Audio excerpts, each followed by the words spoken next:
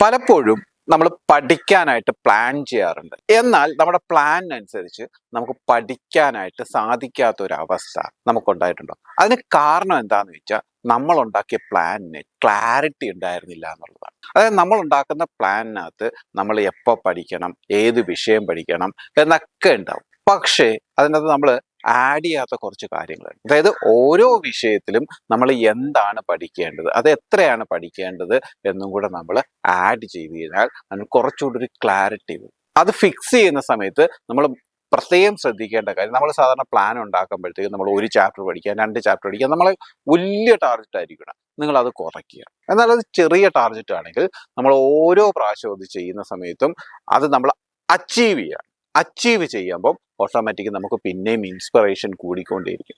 അതിനോടൊപ്പം നിങ്ങൾ ചെയ്യേണ്ട ഒരു കാര്യം, നിങ്ങളൊരു ചെക്ക് ലിസ്റ്റ് വെക്കുക എന്നുള്ളതാണ്. ഇന്ന് പ്ലാൻ ചെയ്ത കാര്യങ്ങളിൽ ഞാൻ ഏതൊക്കെ ചെയ്തു എന്ന് നിങ്ങൾ മാർക്ക് ചെയ്ത് പോകാൻ തുടങ്ങിയാൽ നിങ്ങളുടെ പ്ലാൻ അനുസരിച്ച് നിങ്ങൾക്ക് പഠിക്കാൻ പറ്റും.